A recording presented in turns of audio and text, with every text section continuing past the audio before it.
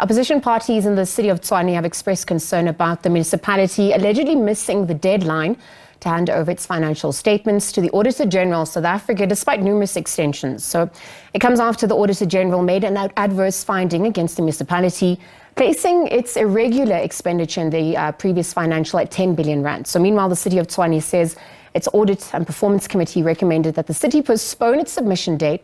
In a statement, it said that it will submit its financials within a period of 3 months. So for more on this, it's bringing Lesego Makhubela, ANC Gauteng spokesperson, and the EFS Tshwane Chief Whip Godwin Ratikwane, who's joining us in studio to weigh in on the story and offer their sentiments. Gentlemen, good afternoon to the both of you. Thank you for your time with us here on the SABC.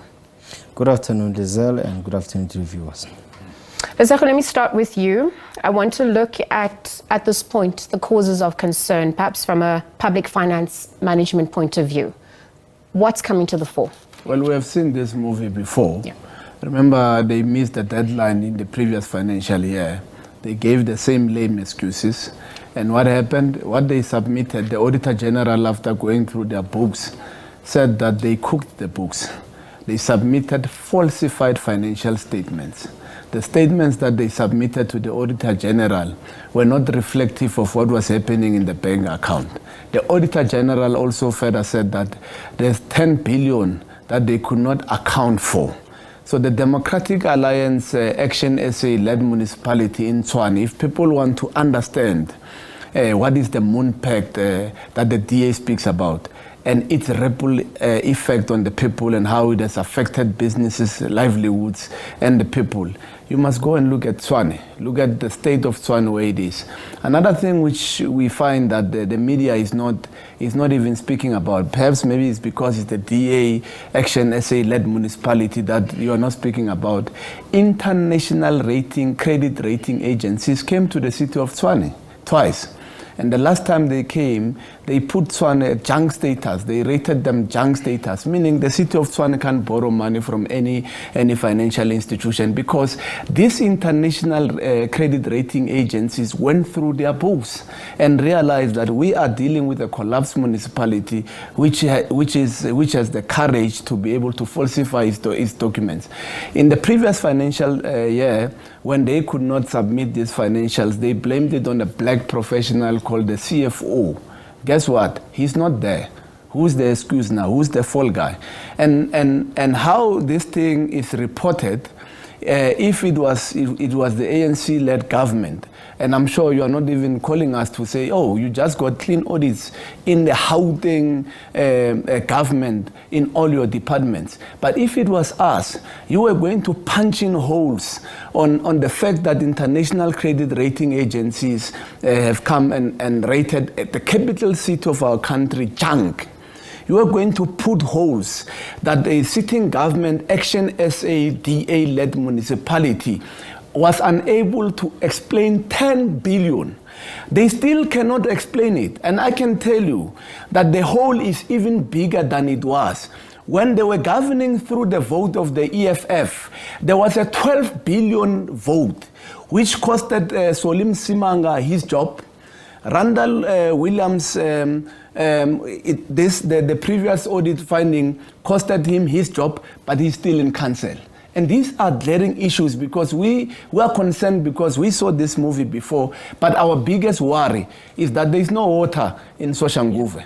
There's no services. The people are dying in Namaskral of cholera. There are no services that are taking place. The workers have been on a wildcat strike for over 5 months because of grievances. Okay, Lesego, you've painted a bleak picture. Thank you for that context. Godwin, let me bring into the conversation just on the back of the sentiments that had been echoed, because it's not the first time we've heard this come to the fore through Tshwane. Is the delay in submitting these financials an admission that they're struggling to manage financially? What's been reflected from your vantage point? It is pure incompetence, corruption, and evasion. Let me tell you, they just want to buy time so that they can lie and continue to lie to the Auditor General. It is clear that we are dealing with an incompetent government of the DA, and they always tell us that where they govern better, but there is absolutely no evidence of that in the city of Tshwane.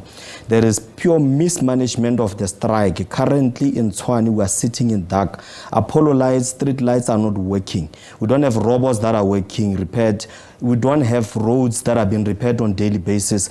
Refuse is not being collected, and they don't care about anything else. They passed the budget, by the way. That budget that denied the workers their increase was ANC voted budget. The ANC took a position to take the money away from the workers, and we are glad that the ANC found their way back. So in politics, decisions are taken, and we've always been clear that the DA has never governed together with the EFF in the city of Tshwane and anywhere else. And as a result, we can't be taking blame of the administration of the DA because of their collapse stuff. We have to take them, we have to hold them accountable and take them to task, because clearly they are failing the people of Tshwane. At this stage, all we want to know is that why can't they submit those particular financials? Because it is clear that they are just buying time so that they can cook the books further, and it will not change. The picture that is going to come again is going to be a bleak picture.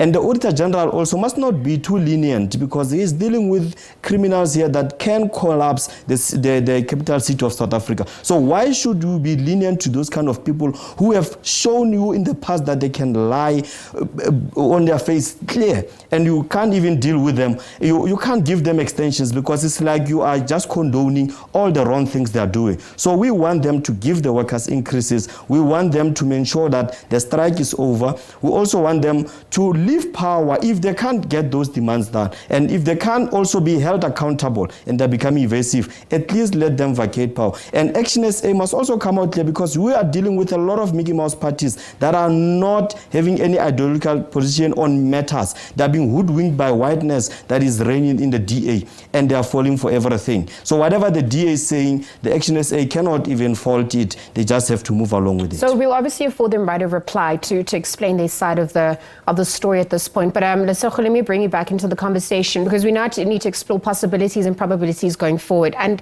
is it high time provincial government gets involved with local government, given the management and mismanagement in Tshwane at large? What do you propose? Well, we once intervened, and the courts found that ruled against us. And the second other issue, which I think the media is not raising, which must be raised, is that there's a guy who's the accounting officer there in that city called Mettler, who meddles with the smooth running of that municipality. But not only that, left Nelson Mandela Bay municipality under a cloud. Guess what? He resurfaced in Tshwane. He's like the bodybuilder who was there in Tshwane there. Then when the public protector ruled against him, he resurfaced where? In Ekurhuleni, the bodybuilder, still there in Ekurhuleni. So this Mettler, who is the accounting officer of Tshwane, has unanswered issues in Nelson Mandela Bay. Why we have come out guns blazing as the African National Congress is because the Auditor General report is an instrument that measures good governance.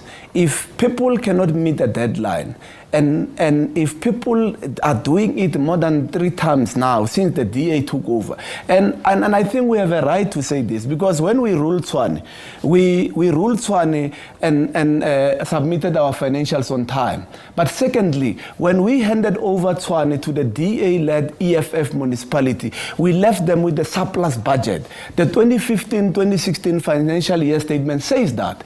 Where is Tshwane now? When the EFF ran away after putting their hands in the cookie jar of the Tshwane municipality through the corruption of the Glad Africa contract, then they ran away from that. They left a 12 billion hole. Now with the Action SA coalition, it's a 22 billion hole. So we need to enter there, and I think the provincial government needs to start intervening. But what the picture of Tshwane tells us, it gives us a picture of the moon-pegged thing the DA is speaking about. But the second thing it tells us about the reality that coalitions don't work. They don't. Well, that was actually my next point. We're running out of time. So Lesego, I want to bring into the conversation now, because the DA in its defense says that it requested a postponement to avoid another adverse audit finding. But in lieu of this, I actually want to look at the financial implications and also the legal financial implications that are going to come as a result of this. Perhaps also the impact it's had on service delivery. Just paint that picture for us. And then later, we're obviously going to get the DA's right of reply. Yeah. Look, we need to be very cognizant that actually it doesn't matter whether the municipality gets placed under administration or not, because we are dealing with a situation whereby this municipality was under the ANC government and it had many issues. That's why the people of Tshwane in return removed the ANC, because the ANC there was winning with skyrocket numbers. Yeah. So what happened to those numbers? I don't think the people of Tshwane could just wake up in the morning and then decide to vote out the ANC. So in the government, you've got the ANC-led government, which is Gauteng province. And now we can't even say we are confident that those people can deal with this issue of Tshwane. Even if they come themselves, they want to go and finish it off, by the way. So we are not here or there in terms of the EFF policy, whether we want this thing to go under administration or not. Okay. But all we can say is that we want to see the situation in Tshwane different. And the voters also must decide. The next time when they go to vote, they must check. Are they voting for Action SA? Are they voting for the ANC that have previously disappointed them? Or do they want to try the EFF government? We have never ran the city of Tshwane, and therefore no blame can be apportioned to us. And there's no evidence, there's absolutely no case number, and nothing that they can produce to say the EFF is guilty of collapsing the city of Tshwane.